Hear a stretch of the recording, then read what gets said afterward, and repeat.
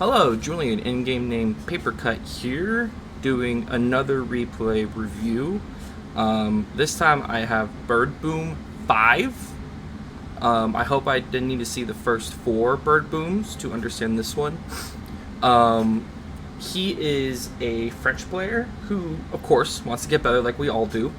And he asked me to look at this game in particular. Now, I do replay reviews. I also do coaching. I also stream on Twitch. But I view the best way to get better at anything is for someone to look at your games and coach you and give you feedback, especially for RTS as a type of game that is just has a lot going on. So we want to look at he's going to be playing against an Abbasid player, and we want to identify what is he doing well, what is he not doing well, where did he lose or gain advantages, and at the end we're going to stamp like 2 to 3 big things he needs to think about next time he goes in. And really a big goal of these is to come away with thought processes or ways to think about the game, so that even if he plays a different civ or is in a different matchup, it's still applicable information. So whenever we enter a game, it's important to think about what is the strengths of your civ versus what is the strengths of the enemy civ, and how do you combat that. As French, it's all build knights, right? And actually, when we see later in this game, that's going to be a big problem, is when we just decided to build knights forehead. But French, it's the feudal knights, it's the extra villagers that build faster, it is the advantages when you get keeps, and kind of like gaining that map control and how do you use that map control. For Abbasid, he's going to want to boom, but also Abbasid is a good civ against the French. There's like this tipping point where early on the French need to really take advantage of the matchup early. I'm also joined by my daughter, Margot, who at one point might wake up, so then you might notice a skip in the video. But there's this weird, interesting thing of the matchup. We know about Abbasid that they want to boom, and they have really good spears, and then they have camel riders, which shred cavalry, but they get those camel riders in castle. So the question becomes, or the goal becomes for French, you gotta win this matchup early. Abbasid's advantages against you really pop off in castle and Imperial Age. Your best window is feudal. So you really want to try to win this in feudal before the Abbasid's castle and Imperial advantages kick in. We're going to see what happens when you don't take advantage of your feudal success. Let's get into it. So first minor thing, I would actually send your scout out forward. There's usually especially on Hill and Dale, but almost every map, there's a clutch of sheep right in the middle. I would send your scout out here and then curve around and come back. Or if you go on deer, send it center and then curl around to the back of their base and clear out their side and come back to yours. It's a minor thing. It's a minor thing for sure. It's not like game breaking, but just small little tip there. The usual French opening, and then you go out for deer. And here's what I would suggest when you do this deer push, because if the deer spread out too much, it can really kill the efficiency of your gathering. So my suggestion is when you walk up, have your villagers kill 2 to 3 deer and place that mill close to them. Like try to kill 2 or 3 that are really, really close. Then, if you have the APM, keep in mind, if you're just like, I can't do all of this, A-okay. But then what you do is that you send out the next 2 villagers, or 1 villager, and push the deer, or use your scout later on when your scout comes back, and push the rest of the deer close to the mill. If your deer are all stacked around the mill, it's going to provide so much food so much more efficiently. When you do it like this, you've actively pushed the deer away, and without wheelbarrow and survival techniques, it's just you're just kind of slowing down the bonuses of this. So you notice the scout goes back, so you actually cut up here. What I would say is don't you cut all the way back to right in front of here. You're wasting time. The second you saw his scout go back, hi Margot, you needed to cut in front. Try to get everything that's in front of his base, and then cut back, drop him off, and then go back and check his base. But it's also really nice, you want to, when you're aging up, you want to make sure you're catching what his age up is.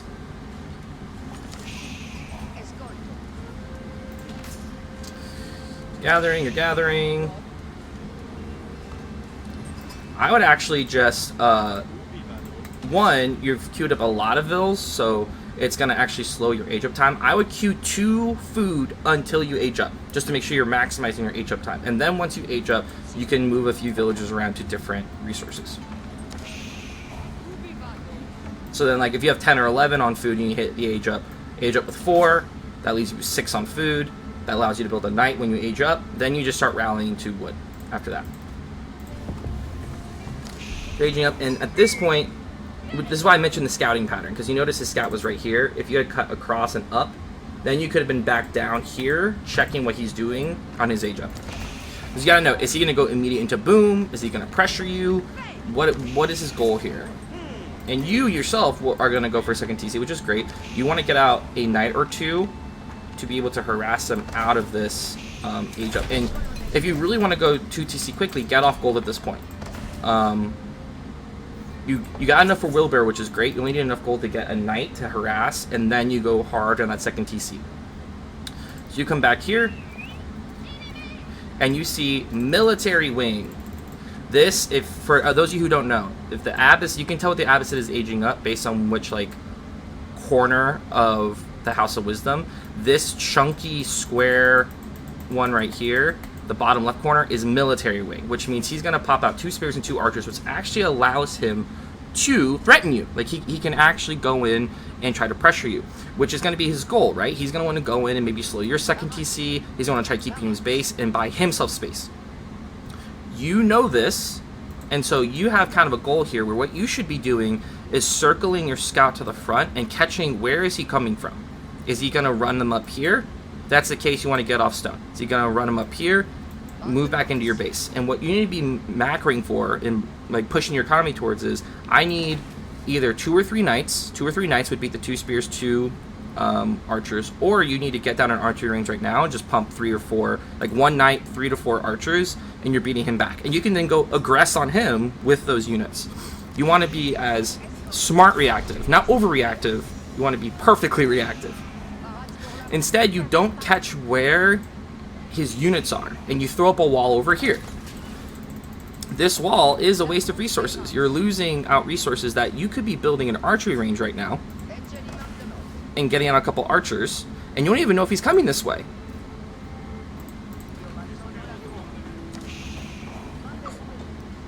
Instead, he comes the opposite side because he knows where your stone is. So he actually picks the correct side to come through. He's going to clear you off stone. He's going to clear you off your hunt. And let's see how you respond to this. I want to see how you respond. Let's talk about what is an appropriate response to this sort of push.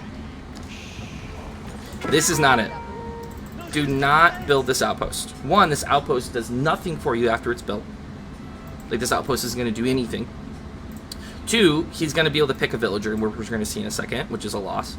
And lastly, these villagers are now wasting their time building this outpost instead of just being on a resource. If you had sent the stone villagers onto wood, these villagers onto the sheep down here, you could have still been producing. You could have got out, once again, if you had dropped that archery range instead of this wall, you now are getting 3 to 4 archers, and then you're pushing this back before he even destroys the house. Instead, you're losing time that you could be using as an advantage. Now, once again, this isn't game killing, but these small things add up to advantages down the road. Because this is what he wants. This is like, he's done a great, he's killed a villager, and he's made you build a tower, and he's slowed down what you want to do. He has won this exchange. On the flip side, I do love how you just sent your knight down here. This is really smart. Don't let, like, and a supreme overreaction would have been for you to also then send your knight over here to die. So you send your knight down, you bring your scout down. Now you need to harass, kill a villager, awesome. You should be coming back here and hitting this repeatedly. And this knight should never die. This knight should never die. This one needs to be all over the place. Once he sends spearmen down, you circle him back to the front. Once he sends spearmen, you circle him back this way. You're getting another knight out. This knight needs to go to the opposite side. But this harass is going to be critical. You now need to make up for the time you lost on his harass. Push him off that again. Nope, nope, back up, back up, back up, back up. There you go. Also, what you should have done is you need to get that TC down ASAP. So you needed to put more villagers on the stone just to get, I mean, like right now you're macroing with so many villagers on food, but now this is slowing your TC and kind of putting you in an awkward spot. Are you pushing? Are you going for a second TC? Just go all in on the second TC. Now the scary part is, if he is a smart player, he knows you want to put your TC here, and he is just camping his 4 units here. And then, so you have to be careful. You need to scout this spot, because you don't want to send your villagers out and have them all die. So because then your options are either You place it safe, you place it on the opposite side, or you just YOLO and hope that he's not there. So key is you back up, but you need to make sure you're watching this. You know he's going to want to wall this. You need to catch him on the wall. You got your next one over here. And this is where the APM comes in of a French player. Each of these knights should be on their own command key. 1, 2, 3, 4, whatever. And you'd be bouncing back and forth between them. Because when one attacks, you need to attack. And as you're sending him back, the next one needs to be sent up. And you're kind of going back and forth on those. You got to slow him down. So you go for the yeet on this DC down here. And it works out because he has circled to the front, which is kind of silly by him. And you just outrun him, which is smart. Don't take the fight yet. But you actually have an amazing spot. His harass is now in the kind of this no man's land. You have knights in his base. You need to continue being aggressive on his base here. And your goal as French is pretty simple here. Your best move, because one, he went military, so he has none of his economic bonuses really. You know he probably wants a second TC. But you need one, you need to check, does he get his second TC up? But also, you need to keep him hemmed in. His resources inside his base here are nice. Berries, a deer pack, 1 gold, 1 stone, a wood line. But that will run out. And once it runs out, he will need to move out onto resources. So your goal is keeping him hemmed in. You need to make sure that at no point is he able to leave and get these resources, and you'll starve him out eventually. You don't want him to go castle. Your advantage is in feudal. His only good advantage in feudal right now is that he can do good spears, but you can get archers. Or he could do camel archers, which do affect your knights, but camel archers can be killed by archers. So overall, your advantage is fighting this and winning this in feudal. Once again, this outpost, once again, is kind of a waste. Especially because then you see him bringing units down here. A slight overreaction, this outpost could have been another archery range. You need production. Lastly, let's talk about your macro. How are you deciding? One, do not do these early farms here. Just go on the berries. You have, look at all these resources you'll have. You have a hunt here. The other, if there's one boar right here, you probably have another boar right here. And if you keep him hemmed in his base, you can get this boar, these berries, these berries. You can even sneak down and take this hunt. Like, your goal as French is to vacuum all the pocket resources while you have map control, while he is stuck in his base. You building this farm is 75 wood. That could have been an archer that's down in his base. So use the advantages while you have them. Your advantage is map control. You should be building production. And since you know that he's going to go spears, you need archers. Right now you have way too many on food. This happens to me all the time. The second you get the second TC up, this is the food TC, and this TC should be the wood TC. And you are trying to angle to be able to produce knights and archers consistently. How do I do that? Well, ask yourself, what resources do I need to do this? If my goal is a feudal win, I need archers and knights. Knights need a lot of food, archers need a lot of wood, so I am making sure I am balancing those two resources and maintaining gold to get upgrades and knights. This is bad right here. You cannot let him get this wall for free. This is the tough part about French. You have to balance this out. Keep peeking the mini-map and keep bouncing between your units. You need to get here and here and kill this. But I will say this macro right here is a great fight. You killed his spearman. You didn't lose a knight. He's gonna run away. And at this point, you need to hustle. Like, he runs away. You gotta hustle in right here. Let's look at his base. Look at all these he has on gold right here. He has nothing. He has these 2 spears, and that's it. And these 2 archers. One, you should have been rallying your knights up to here, knowing he's stuck in his base. Because then what if a knight comes in here? If you had killed this wall guy right here, you're running in and attacking these villagers. Like, you had the advantage here. You got to push this advantage. Instead, you kind of harass. You get scared. You run back over here. This guy can't get in now. You run over here and run back into his spears. So now these guys are just dying. Your next knights are a little slow. What I want to emphasize is, this might seem a little harsh, but like, what I want to emphasize is that you actually have the advantage here. You've got knights all over the place. You killed his first initial spears, but you don't follow up on that advantage. You don't block the wall. You need knights all over. You need one knight hitting and running away. One knight hitting and running away. That's the advantage of French. And while you're doing that, you're setting up your eco. So then once your eco is set up, you have the second TC up, you're pumping villagers. Then you are going hard into a push. You're setting up the archers, the knights, and you're walking in main. Once again, your goal is you need to make sure he stays in his base. He never walks out on these resources. This is your first really big no-no. You run away. You have forced him to build a wall. He hasn't even walled here. He hasn't walled here. He does not have more units than you. You're significantly ahead. If you don't know how many units he has, well, that's a lack of scouting. So build more scouts. It's okay to keep building scouts and sending scouts out to check. But you have this advantage where he's studying his base and you leave him alone. Even if you don't feel like attacking yet, you should keep these knights on this resource. You should keep a few knights on this resource. Or a scout. You need to make sure that the second he walks out of his base, you know, and you're attacking him. You cannot let him leave his base. But you actually give away your map control, which is going to be the tipping point here in a second. You also are not reacting to his unit comp. You know he's going to go archers. I mean spearmen. And his spearmen are good enough to take on your knights. Because they have the extended spear length. I don't know if you know this, just in case. Abbasid spears can research longer spears, which means they can overlap each other. So you need archers, bad. Instead you're going to go heavy into knights, which can work. But you have to pray he doesn't just see this mass spears, get a couple camel archers, and just ruin your knights. So you run up here, and you notice, look, you've given him these resources. He now has this wood here. He now has this berries here. You're not playing as aggressive as the Civ should allow you. You bust down the wall here, and you walk in, and boom, here's what you need to do at this point immediately. You see 6 spears, 2 archers. That's nothing. You have 6 knights, 7 knights. You have a few options here. You could straight up fight this. You will lose knights, but you will win it. Your other option is you just quickly box out 3 knights and run them back this way, and you send the rest this way, and you split his forces, and you make him chase you while you're sending units up to this opening you just made. Let's look where he's at right now.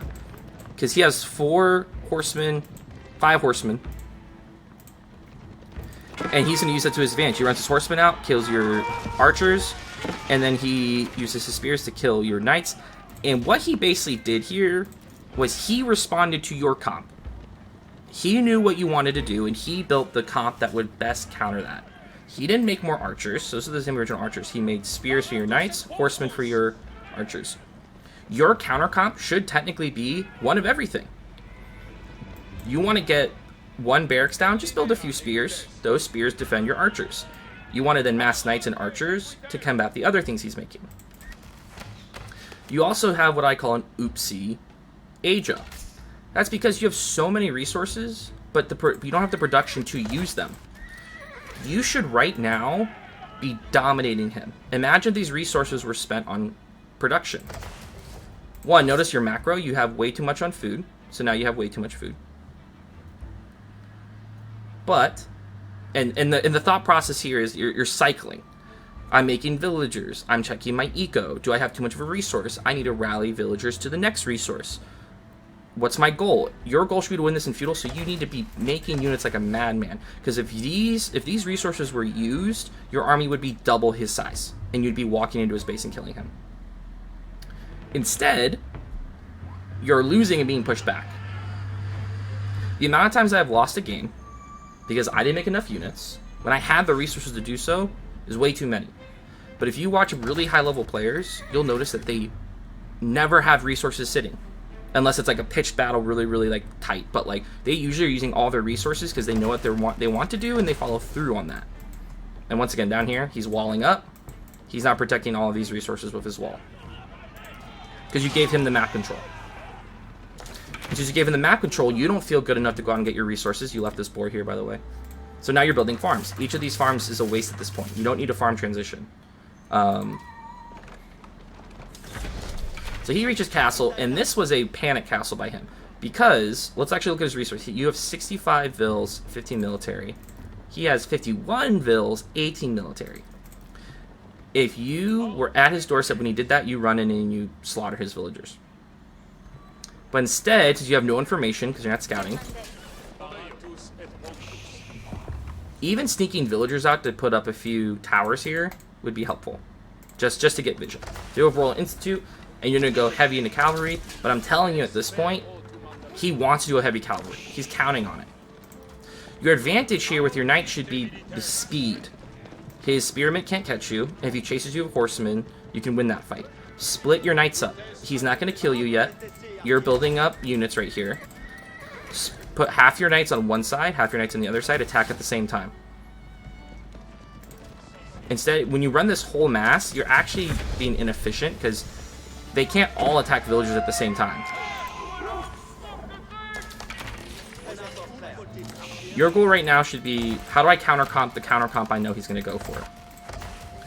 You need a bunch of archers and arbalètres. I would just do both. Because your archer, because his camels are light cavalry. So arbalètres don't really do more damage. And he's going to go archers as well. So really just massing archers is what you need to do. Or get siege. Get 3 or 4 mangonels, get some spring ults, and that would be your win condition as well. If you want to get real spicy, like, go into spears yourself. Get spears out there. Play to the counter of what he wants to do. So you push him off this, but since you have no pressure on this side, he's fine. Then you just sit here. I know you're guessing that he's coming over to defend this, but look how many units he sent. What if you had those 3 or 4 knights on this side? Now he has to split his forces, and he's in a pickle. Also, you notice he's out of gold. You don't know this, but the hypotheticals, you should know he's going to run out of gold. So that's why keeping map control, making sure you can't get on these golds, is so important. You should have the feeling that by the time he gets the castle, he needs to get to a new gold.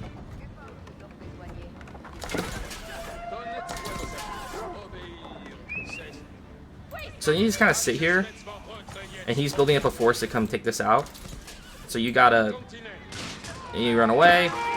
This should have been your tipping point. Like, this information is vital. He is all spears and camels with a few horsemen. This is the exact perfect comp to kill you with. You gotta make a change. But you're not responding to what he's doing. You're just building more knights. These camel riders will tear through your knights. Even your nice French knights, they will. You need to get archers out. He has nothing out there that arbalètre will do well against yet.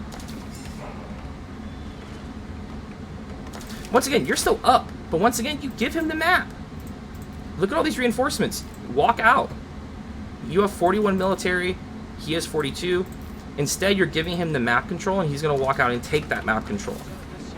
You have the advantage for most of this game. The only reason this guy's going to win is that he pushes his advantage. He's going to vacuum these resources now. You still have mobility. With this keep, he can't kill you now until he builds siege. You need to be sending out groups of 3 to 4 knights to continuously push his sides and make him react. You have to slow him down now. He has only secured this part of the map right here. So you can walk out on this side and attack this side. You can send your knights around and attack this side. And you yourself need to you secure these 2 gold, which is amazing. But you need to now keep pressuring him. You can't let him sit here and catch up. You need to recreate your advantage. Your advantage is if you have knights, you got to use them.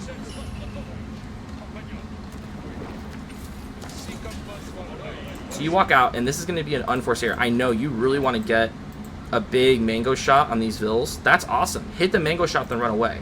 Because watch what happens. You hit this mango shot, and it's beautiful and wonderful. And then you sit here and fight under this keep against an army that is full spearmen and camel riders, in which you aren't able to fully protect your mangonels. At this point, you should have just backed up and taken the victory. That victory being you just smashed a good chunk of his vills. Taking fights, and when to take fights, is really important. Take fights when you feel like you can win it. It is okay to back up and continue massing. This is also the advantage of if you have like the 3 knights over here. The second you start fighting here, you start pushing this side at the same time. You also stop making villas and go trade early. You don't need to go trade. You don't need gold. You still have these 2 huge gold mines. You should still be making villas and putting them on wood so that you can make farms, or putting them on stone. And you need to be putting keeps all over the place. You should put a keep on this gold to protect this one. You should put a keep here to grab this stone and this gold. While he's focused on this spot, you should be using your immense stone reserves to keep up the rest of the map and eventually choke him with resources, because he's going to burn through this gold. Your goal is, once he's done with that, how can I win the next, like, resource standoff?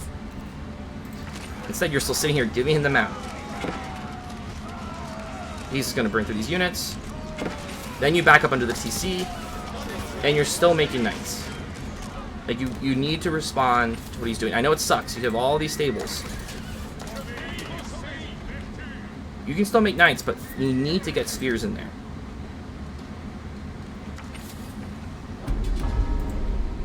Spears will also protect your mangonels, which is really important. See what I mean? If you had a keep here, these knights can't push it, and then he realizes he's going to start losing gold soon. But he's also trading behind this, which is unfortunate. So now you have to remake your force, and you're still in a good spot, technically. Like, you have a lot of resources. Look how much gold you have. But you don't have any food. This is what I mean of you didn't macro correctly. You still have these berries here. You still have this boar here. Make sure you are getting the resources that you need. I'm going to have a video up soon about this, but there's a... and I kind of mentioned it earlier in the video. It's okay. The cycle. When you're in the middle of a game, you need something in your head that's reminding you to do your major tasks. My cycle is villagers, eco, units, scouting. Villagers. Am I making villagers? Check. And I keep my villager. I keep my TC hotkey on the side of my mouse. How's my eco? I check my eco. Oh, I don't have any food. I need to be rallying to food sources or taking villagers off and building farms. Oh, I have a bunch of gold. I'm gonna buy food with my gold here. Units. Am I making units? Yep. I usually have all my units hotkeyed. I have all my production hotkeyed to a button. Scouting. Do I know what's going on? How can I get more information? Can I sneak villagers out and build a tower? Can I send a scout out somewhere? Can I get a keep up somewhere? And I keep doing that cycle.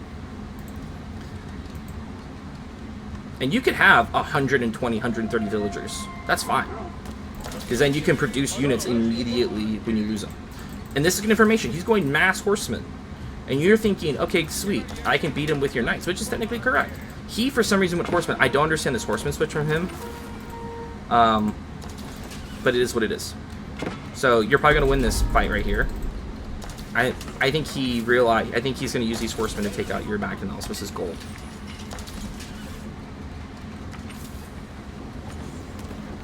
Moving on to push out, and once again, you keep pushing this spot. If you had got 2 or 3 trebuchets, you could take this out easy. Just get trebuchets. You're going to push this with knights and mangonels, just means you're just going to get shot at. Better job of pulling him in under your keep. Use your keep's defenses. But he also still has a lot of camel riders. Some good mango shots, but your mango shots... There you go, there you go. So now he backs up.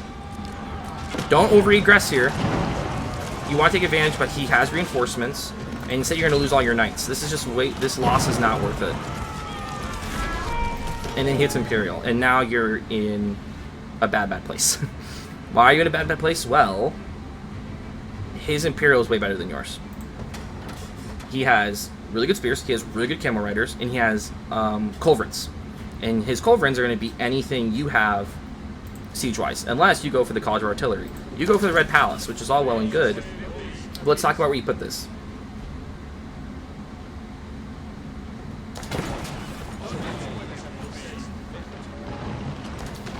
So you decide to make the Red Palace.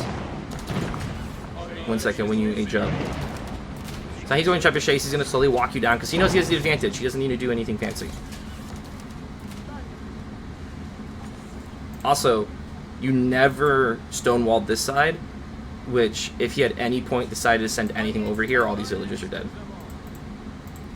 You're just lucky you didn't go that way. So you put the Red Palace here, and I'm really curious as to why. This Red Palace should always be used to secure a vital area, or if you're dying, to save you. He hit Imperial way before you. He's going to do this huge push on you soon. The Red Palace right here saves you. Or if you felt safe, a Red Palace here is huge because it protects these 2 golds. This protects this sacred site and this small wood line. I don't understand why you put this Red Palace here. You do end up putting stables here, so I think you thought maybe you could do some like back knight push into here, but you could have set up those stables right here without the red palace and just sent them in. That red palace is too valuable to put to the side of the map where he's never going to see it. You could even try to sneak it right here, but that would have been really dangerous. I think you should just put it in the front of your base to buy you time. At this point, you're on borrowed time. And you're still making knights. And I get it, like, that's French, you want to make knights, but you're just denting directly into the comp that's going to kill you. Look at this. This is all elite camel riders and elite spearmen. If he starts adding in hand cannoneers, your knights literally melt. Maybe if these were Imperial Knights, you would have done okay. But he countercomps it. And yes, you do end up winning. But it's not going to be enough to actually push back. And his eco is better, so he's just going to remass and do it again. Only next time he's probably going to have upgrades.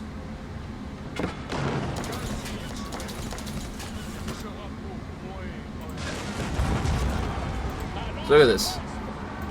A camel rider does 17 plus 16 versus cavalry. These spears do 12 plus 28. He's tearing through your knights right now. The advantage you have is that you're faster. You could run around, but you're not doing that. You just keep on taking these one-on-one fights. Actually, his camel riders are faster than yours, but anyway.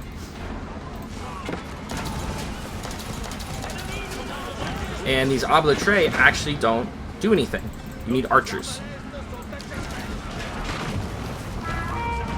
And there it is. So, let's talk big picture here. Big picture, the things that I want to stamp is like the big things you want to work on. You actually have the advantage when you needed it in this matchup. You didn't, like big picture, you didn't push your advantage, maintain it, and use it. Medium ideas. 1. Make sure you are responding, gaining information, and responding to information. You need to be reactive to what your opponent does. That doesn't mean you change your plan completely, but you respond effectively to what your opponent wants to do. If your opponent is going heavy spears and camels, you need to go you need a lot of archers. A lot of archers. And get some spearmen too. Don't be afraid to go off what your civ is good at if it means you're actually countering the opposing civ. So responding to information, gaining it. You should be scouting. What is he doing? And responding to information. 2, make sure that you are maintaining your advantage when you get it. So for example, as I said, you want to fight him in feudal and keep him in feudal. Don't run away. Camp his resources. Keep sending units forward. And making sure that you're not letting him get the resources that give him life. You want to starve him. Even if it means you start losing some fights, you can keep pressuring the spots, and he will run out of resources before you do. If you maintain map control, you will have more resources eventually than he does.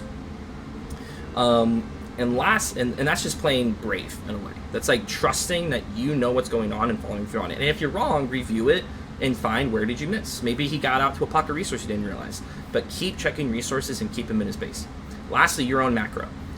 Macro is really hard. It just takes a lot of reps. But the biggest thing I've found that helps me is what's my goal in the match and macroing based on that goal. If my goal is to fight feudal and my units are going to be archers and knights, I need lots of wood, I need a good amount of food, and some gold.